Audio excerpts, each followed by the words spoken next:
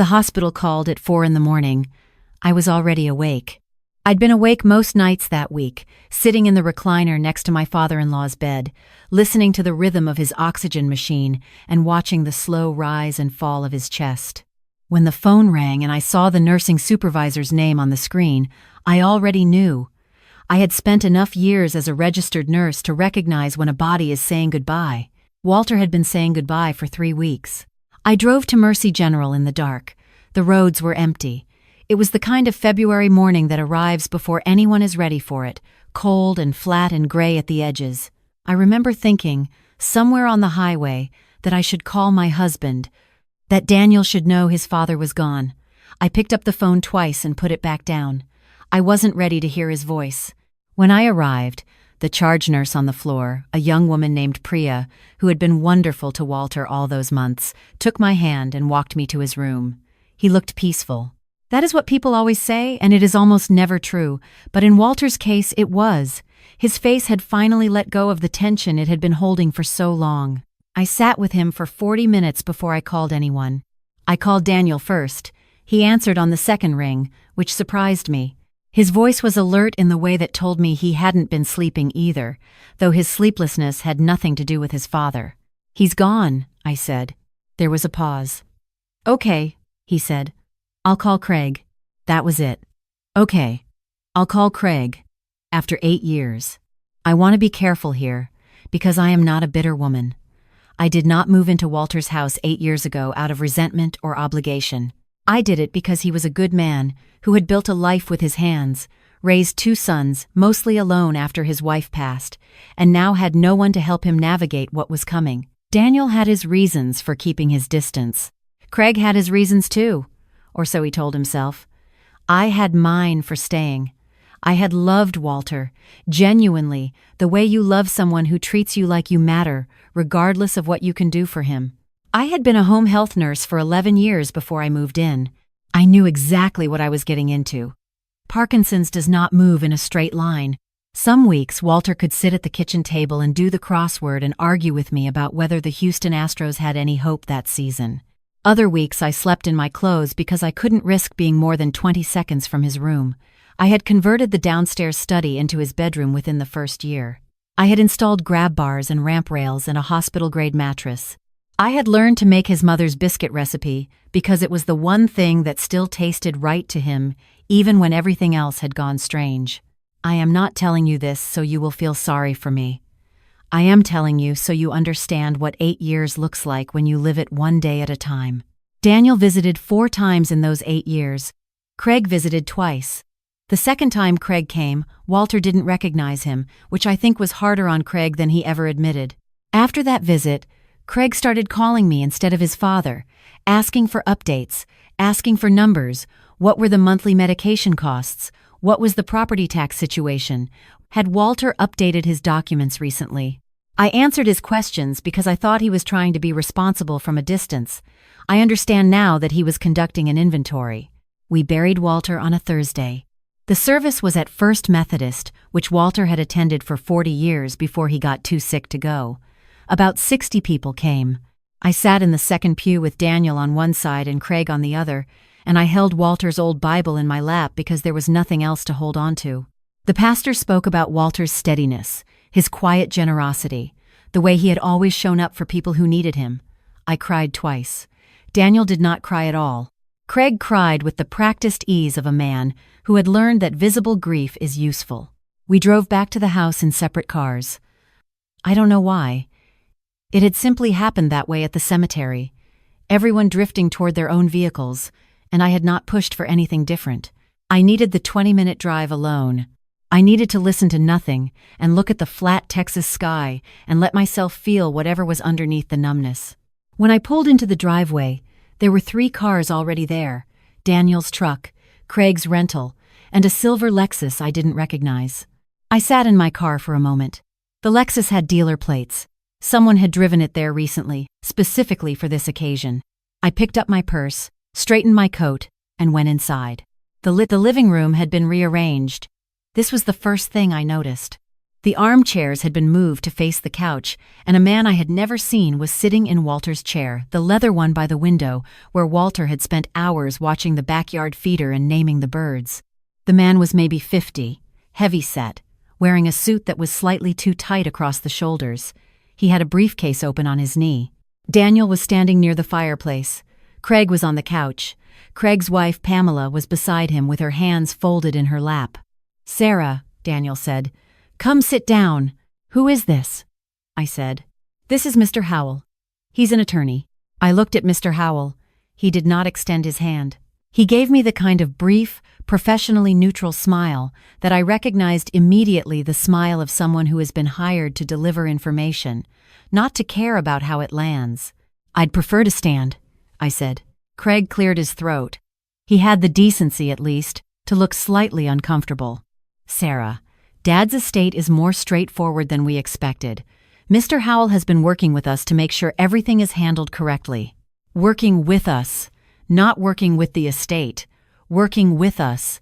"How long have you been working with him?" I asked.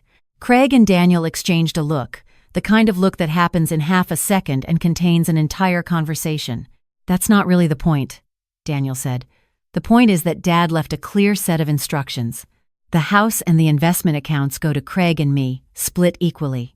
You're named in the will, Sarah. He wanted you to have $25,000 for your years of service." He paused on that word. Service. Like I had been a contractor. Like those 8 years had been a project with a start date and an invoice. I kept my face very still. That is something nursing teaches you, how to receive information that hits you like a physical blow and not let your expression move. I had told families that their children had hours left. I had held strangers' hands in the moment the monitor went flat. I knew how to stay upright when the floor moved. "The house," I said slowly. "I've been living here for 8 years. "I know. We understand this is a lot to process." Daniel's voice had taken on a specific quality, soft and careful, the voice he used when he wanted to seem kind while doing something unkind. "Mr. Howell says you have 30 days. Technically, under Texas law, it could be less, given the circumstances, but we thought 30 days was fair." Mr. Howell produced a document and placed it on the coffee table, facing me. "There are a few things we'd need you to sign," he said. "Standard acknowledgement of the estate distribution." I looked at the papers. I did not touch them. "I'll need to speak with my own attorney before I sign anything," I said. Craig's jaw tightened. Pamela looked at her hands. "That's your right, Mr. Howell said. "Of course. I'd also like to see the will," I said. "The full document." Another look between the brothers. "You'll get copies of everything through the proper channels," Craig said. "That's how these things work." I nodded once. I picked up my purse from the floor. "Then I'll be upstairs," I said. "I'm going to change out of my funeral clothes." Nobody stopped me. I walked up the stairs the way I had walked up those stairs 1,000 times, slowly on the left side, where the 4th step creaked and I had learned to avoid it when Walter was sleeping. I went to my room and closed the door and sat on the edge of the bed and looked at my hands for a long time. $25,000. For 8 years. For the career I had paused. For the weekends I had not taken. For the nights I had slept sitting up in a recliner so that if Walter called out I would hear him immediately. I am 63 years old. I have a nursing license I have not used professionally in 8 years. I have a savings account that I had barely touched in all this time because I had no major expenses living in this house. I had no rent, no mortgage, and I had told myself that was compensation enough. I had not thought, not once, that I needed to protect myself legally, because Walter was my family, because I had trusted him. That trust was the thing sitting in my chest, heavier than grief right then. I thought about calling my daughter, who lives in Denver. I thought about calling my sister. Instead, I sat quietly and let myself be afraid for exactly 10 minutes. I have learned over the years that fear needs a container. If you give it 10 minutes, a real 10 minutes where you let it say everything it wants to say, it will settle. It will not go away, but it will settle enough that you can think. After 10 minutes, I got up and went to the closet. Walter had given me something 3 months earlier. He had been having a clear morning, the kind that came less and less often by then, and he had asked me to sit down at the kitchen table. He had slid a small padded envelope across the table toward me. The kind you'd mail a USB drive in, which was exactly what was inside. "Don't open this yet," he had said. "Open it after. You'll know when." "After what?" I asked. He had given me a look that was so direct it startled me. Walter had the eyes of a man who had spent a lifetime watching people carefully and saying less than he knew. "You'll know," he said again. "Put it somewhere they won't look." I had put it in the inside pocket of the winter coat I kept in the back of my closet. The coat I had not worn since December. I had not thought about it in 3 months, because I had been too busy thinking about everything else. I reached into the coat pocket now, and my fingers found the envelope immediately. I sat back down on the bed. I turned the envelope over in my hands. It was sealed with clear tape, and Walter had written one word on the front in his careful, slightly trembling handwriting: Sarah. I did not open it that night. I told myself I needed a clear head, and I told myself that was true, and partly it was. But the other part was that I was afraid of what it might contain and what it might ask of me. I had spent 8 years taking care of someone else. I was not sure I had anything left for a fight. I put the envelope in my purse. I went downstairs and told Daniel I was going to spend the night at my sister's. He nodded like this was reasonable and did not offer to drive me or ask if I was all right. Craig and Pamela were already in the kitchen going through the cabinet where Walter kept his important papers. I watched them for a moment from the doorway, and then I picked up my overnight bag and left. My sister lives 40 minutes north. She is 5 years younger than me and has strong opinions about most things, which I have always found either exhausting or comforting depending on the year. That night, it was comforting. She made tea and let me sit on her couch and didn't push me to talk until I was ready. When I told her what had happened, she was very quiet for a long moment. "Do you have a lawyer?" she said. "I'm going to get one." "Get one tomorrow morning," she said. First thing. I slept better than I expected to. I don't know why. Maybe because for the first time in 8 years I wasn't listening for anything. The silence was just silence. In the morning, I called an estate attorney named Patricia Okonkwo, who had been recommended to me by a colleague years ago and whose number I had never had reason to use. I explained the situation in about 4 minutes, keeping to the facts, and she listened without interrupting. "Can you come in today?" she said. "Yes. Bring whatever documents you have, any written agreements, correspondence, anything Walter gave you directly, anything in writing at all." I thought about the envelope in my purse. "I may have something," I said. "I haven't opened it yet." There was a brief pause. "Open it before you come." I sat in my sister's kitchen and opened the envelope. Inside was a USB drive, as I had expected, and a handwritten note, 2 pages, on Walter's personal stationery, the cream paper with his initials at the top that he had used for formal correspondence his entire adult life. His handwriting was harder to read now than it once had been, but I had been reading it for 8 years and I knew every quirk of it. He began by apologizing. He said he was sorry for what he suspected was coming, and that he had tried for a long time to believe his sons would do the right thing, and that he had finally accepted that love and character are not always inherited. He thanked me. He used specific words, not general gratitude, but specific. He named the night I had stayed up for 36 hours when his blood pressure crashed. He named the afternoon I had driven 4 hours round trip to find the particular brand of peppermint candies he had loved since childhood. He named the way I had learned to speak calmly and slowly on his bad days, meeting him where he was instead of pulling him toward where I needed him to be. Then he told me about the USB drive. 18 months before he died, Walter had visited an estate attorney of his own, not Mr. Howell, who had been Craig's suggestion, and whom Walter had met once and distrusted immediately. Walter's attorney was a woman named Dr. Sandra Reyes, who had an office in Houston. He had spent 3 appointments with her.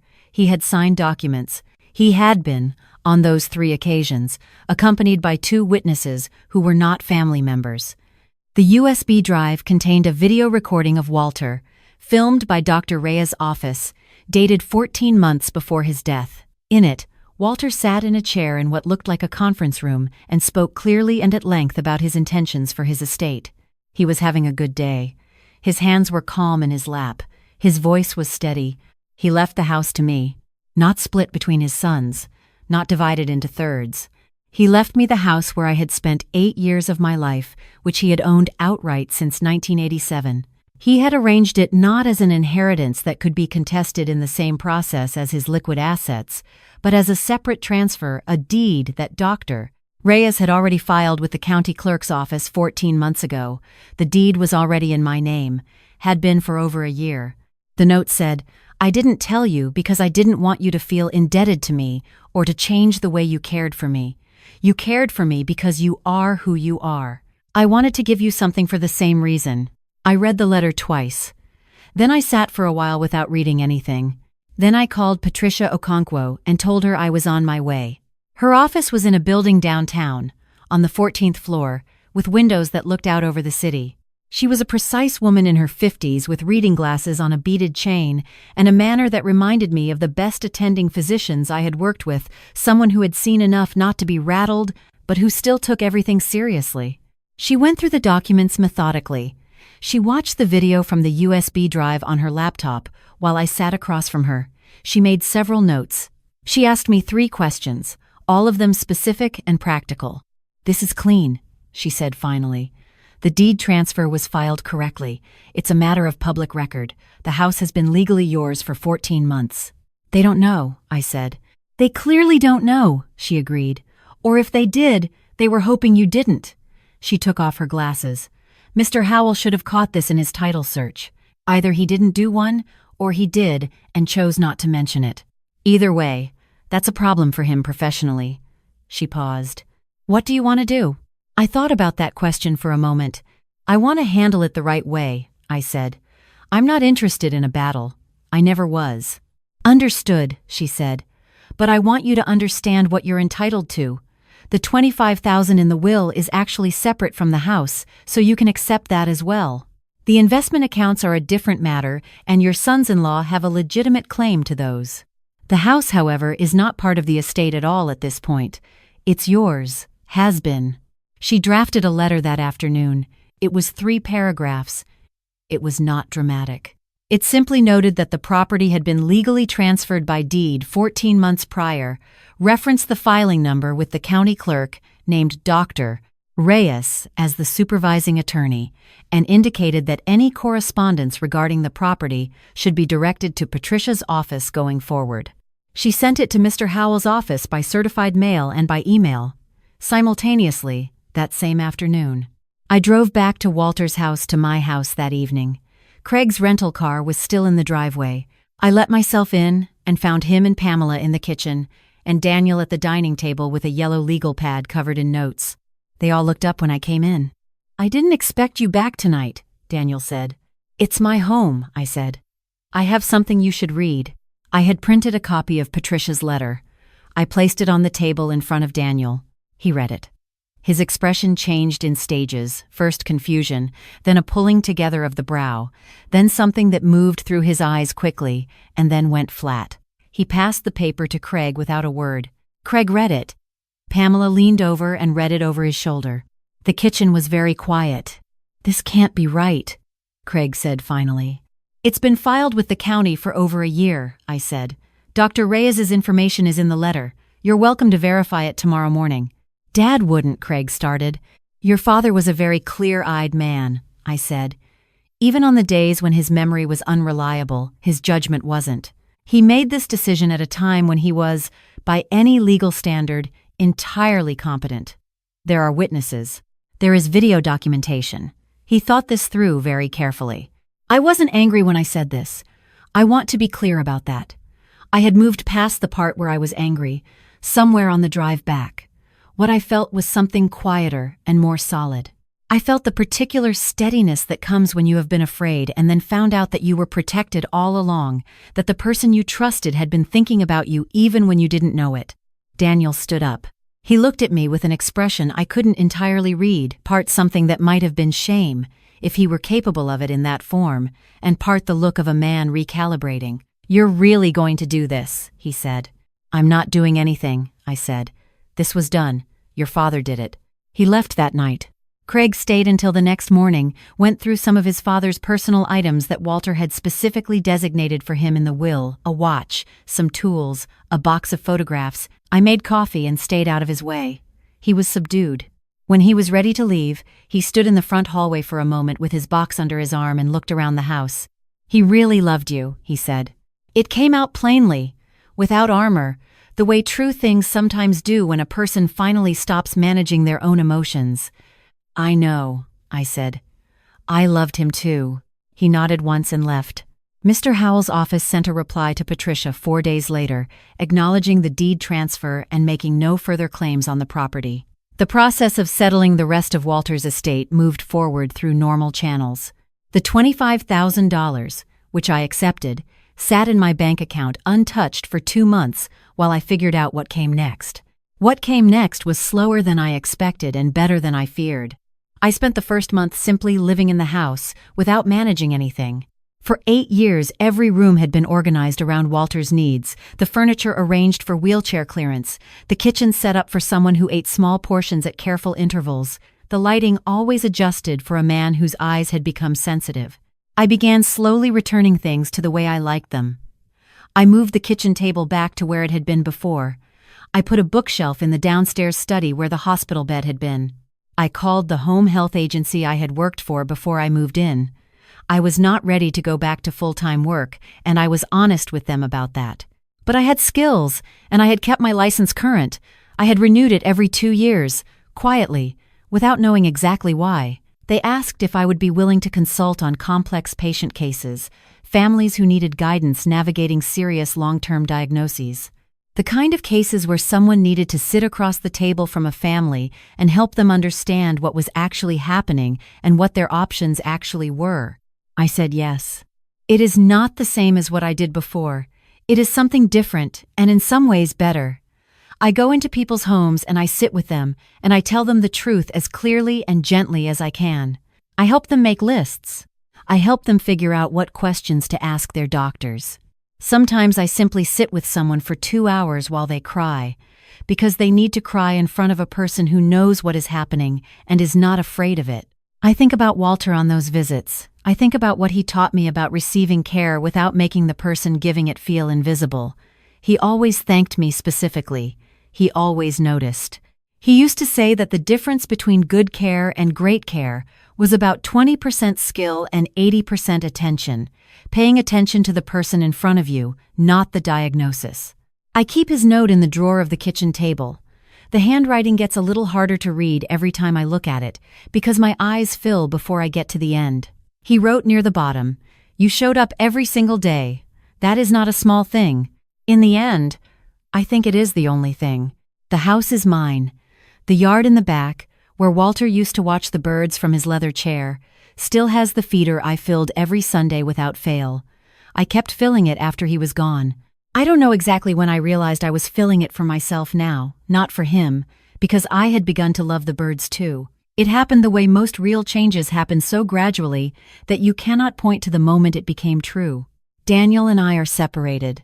That began before Walter died and has continued in the deliberate, quiet way of something that was already over before it was formally named. There were no dramatic scenes.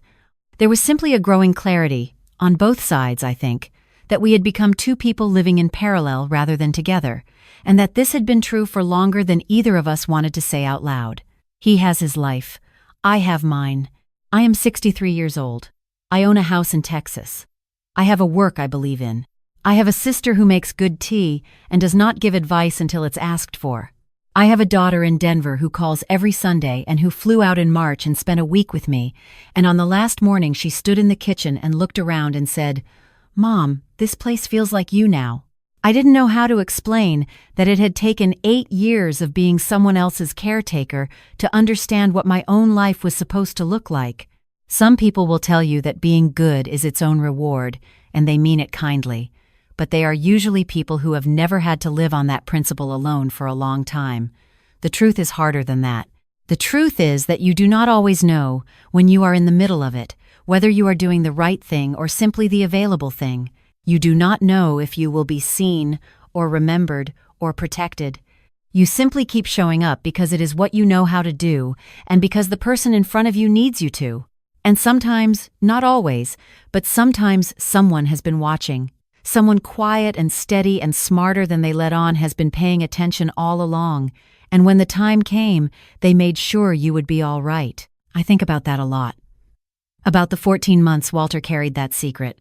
About every morning he woke up and looked at me over his coffee and knew something I didn't know. About the particular piece that must have given him that he had done, while he still could, the one thing that was his to do. The birds are back this spring, more than last year it seems.